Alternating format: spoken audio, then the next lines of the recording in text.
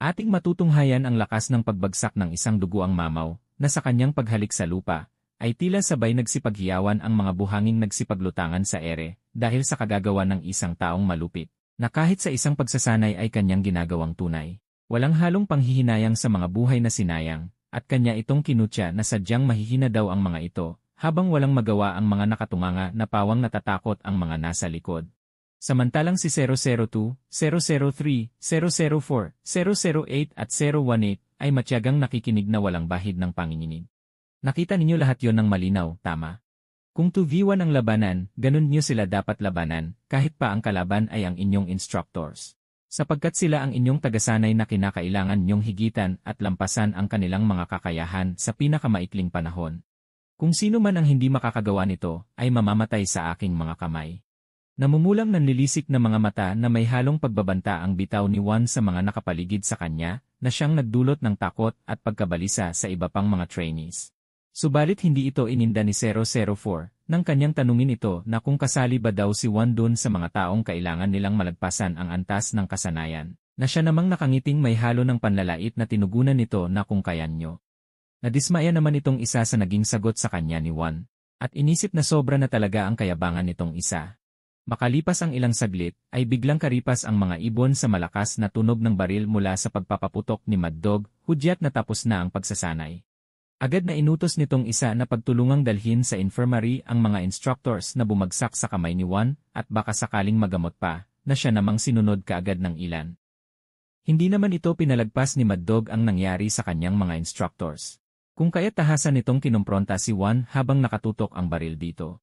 Ayon dito, sobra-sobra daw ang ginawang pamamahiya ni Juan sa hanay ng mga instructors. Galit ang boses nito na may halong pagkabahala para sa mga instructors, subalit binaliwala ito ni Juan nung sagutin nito ang isa, na hindi daw siya ang dapat sisihin, bagkus itong mga nagtuturo na salat sa tamang kasanayan at walang kakayahang magturo. Lalo naman itong ikinapiko ng isa sabay paalala dito na sa kagagawan nito ay 6 na instructors na at mahigit 15 trainees ang namatay, at diretsyong tinanong kung hanggang kailan niya ito balak gawin. Imbes na matakot sa nakatutok na baril sa kanya, ay tahasan pa nitong sinabi sa isa na dapat daw ay ipagpasalamat pa ni Mad Dog ang kanyang mga ginawa, na lalong nagpakunot noo sa isa at hindi nito mawari ang pahaging nitong isa. Kung kaya't ipinaliwanag na lamang ni Juan ang kanyang tunay na hangarin. Mariin nitong ipinaalala sa kausap, na ang tunay na purpose ng The Camp ay ang makagawa ng ultimate combat weapon, kung kaya't nararapat lamang daw na lahat ng mga instructors, kasama ng mga trainees na gagraduate ay dapat mga pinaka-the best, at hindi na daw kailangan ang mga may kulang sa kasanayan at kakayahan na panatilihin pa sa kampo. Hindi na nakontento sa tamang paalala lamang kay Mad Dog itong isa, at sinadya pa talagang samahan ng pangungutya ng harapan nitong ipinamukha sa kausap. Na ginawa daw nito ang dapat sana trabaho nung isa, sanhi ng pamumuo ng pawis at inis sa kawalang magawa laban kay Juan.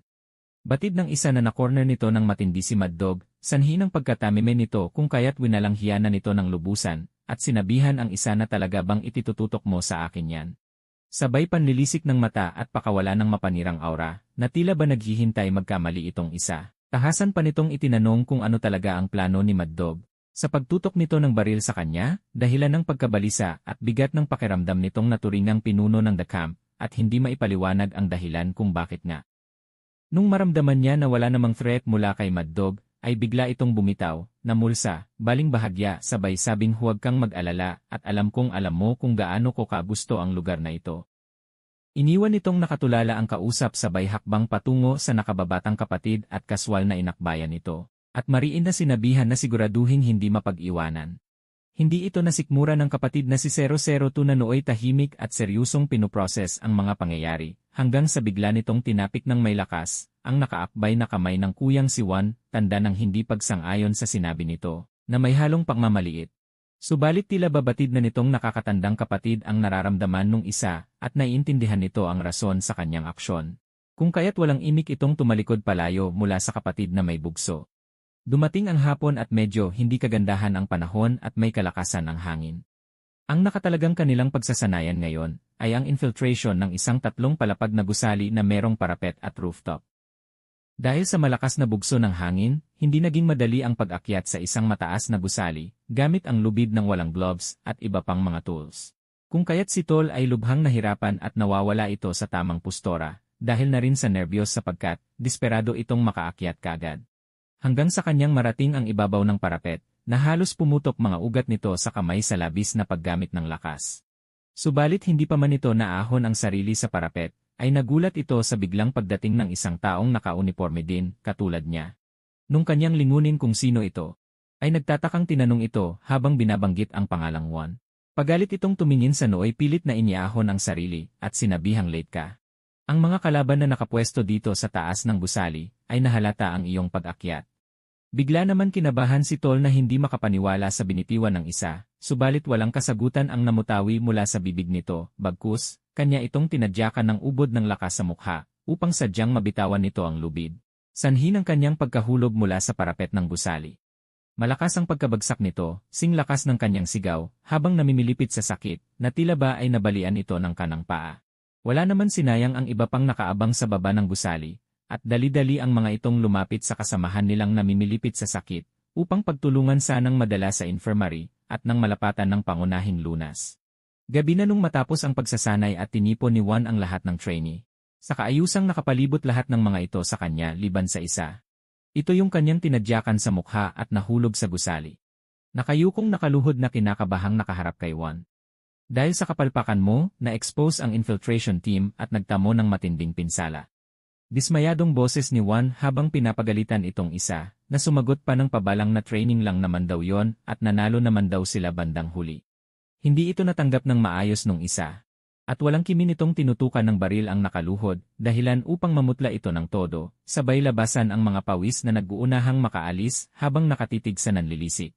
Nang walang ano-ano, biglang bulwak ang dugo mula sa ulo nitong nakaluhod, na biglang humandusay pahalik sa pavement ng walang buhay. Nagdulot ito ng halo-halong emosyon na nararamdaman ng mga saksing nakapalibot, kung kaya't kanyang ipinarating sa mga ito, na kung tunay daw nakaganapan ang kanilang pagsasanay ngayon. Mas marami pa daw dapat ang mga namatay sa misyon, dahil sa kapalpakan ng iilan. Kung kaya't mas mabuti na daw para sa taong yun na mamatay ngayon pa lang, kaysa sa magdulot pa ito ng mas matinding pinsala sa buong team kalaunan. Namuo ang matinding takot at pagkabahala para sa kani-kanilang mga buhay ang salitang binitawan ni Juan, na sinundan pa nito ng isaksak daw yon sa kanilang mga kukote. Hindi nagtagal ay bumuhos na nga ng may kalakasan ang ulan. Subalit tuloy lang ang kanilang matinding pagsasanay. Isang bala ng baril ang nakatayo sa ibabaw ng mesa, kasabay ang mga na-dismantled na 2 kalibre 45 na mukhang pag-agawan ng 2 kalahok sa pabilisan ng pag-assemble. At isa dito ay si Juan na kakaharapin ang isang instructor, habang nakapalibot ang mga trainees na nanonood. Sa isip pa ng instructor ay mabuti na lang daw at kinagat ni Juan ang kanilang pain na gumamit ng tunay na bala. Sapagkat kampanti itong matatalo nito si Juan, at wala pa daw nakakatalo sa kanya ng mga instructors, pagdating sa pabilisan ng pag-assemble ng firearm. At dahil dito daw ay matatanggal ang kayabangan nitong si Juan. Biglang pumito itong si Junior, hudyat ng pagsisimula ng paligsahan, habang si Mad Dog ay tensyonadong nanunood. Wala naman sinayang na sandali ang dalawa at mabilis itong nag-umpisang hindi alintana ang ulan. Makalipas ang ilang saglit, ay iilan na lamang ang nakalapag pa sa lamesa, at si instructor ay halatang tensyonadong kabado pero alisto sa trabaho, hanggang sa mabuo na nga nito ang 45. At pagkarinig ng pag-click, ay napabilib ito bahagya sa sariling inisip na mas mabilis kaysa karaniwan ang kanyang pag-assemble ngayon, subalit bigla itong nagulat at magising sa katotohanan na nakatutok na ang baril ni Juan sa kanya, sabay sabing masyado kang mabagal. Agad na ibinaon ni Juan ang bala sa ulo nitong instructor, na ikinabigla din ng ilan, lalo na itong si Mad Dog.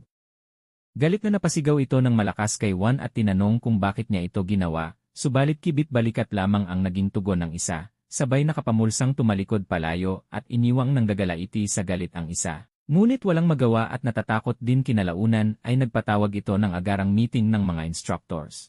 At sa gitna ng pagpupulong na ito ay puro reklamo ang kanyang natatanggap mula sa kapwa instructors patungkol sa asal ni Juan, kabilang ang mga namatay kani-kanina lamang sa kamay nito. Ayon sa isa, halos isang instructor daw ang namamatay sa isang linggo at isang trainee naman kada araw. Sabay tanong kay Mad Dog kung sadya nga bang hahayaan niya lamang ang mga ganitong gawain ni Juan. Naiinis naman na tinugunan ni Mad Dog ang isa. Sabay tanong dito kung meron itong may imungkahing paraan na gustong gawin, habang pinaalala dito na nung huling sinubukan daw ng mga instructors na paslangin itong si Juan, ay sila pa yung napatumba nito. Biglang nanumbalik naman kaagad ang takot na naramdaman noon, nung mga panahong sinubukan nilang pagtulungan si Juan. At sa kanilang pagresponde sa area noon, ay puro dugo ang nakahilata na lamang ang kanilang nadatnan sa labas ng gusali. Pinilit ng grupo na pasukin ito, ngunit katulad ng nauna, ay masyadong brutal ang pamamaraan ng pagpaslang sa mga ito na nakahandusay sa bawat pasilyo. Minabuti nilang magmadali at baka sakaling may madatnan pang buhay, subalit ang kanilang nakasalubong ay walang iba kundi si Juan mismo, na nooy naliligo sa dugo. Sa tindi ng panginginig gawa ng takot na bumabalot, ay hindi nakagalaw ang mga ito, na siya namang napansin ni Juan, kung kaya't inutusan na lamang niya ang mga ito, na iligpit ang mga nakakalat na katawan ng mga instructors sa loob. Agad naman sinunod ng mga ito ang utos at nagmadaling tumungo sa loob. Hindi nila lubos maisip ang kalunos-lunos na sinapit ng kanilang kapwa instructors mula sa nag-iisang kalaban na si Juan. Balik sa kasalukuyan, dahil sa walang maisip na ibang paraan, ay ibinalik ng isa kay Mad Dog ang katanungan kung ano ang plano nito patungkol kay Juan, na ayon dito ay hindi naman nila napapakinabangan gawa ng hindi naman nila ito makontrol at wala din itong pinapakinggan kahit na sino sa kanila, not even the leader Mad Dog. Dahil sa notion na yon ng isa, ay namula naman ng husto sa galit at inis si Mad Dog, lalo pang nagsilabasan ang ugat nito kakapiga, sa walang maisip na ibang paraan.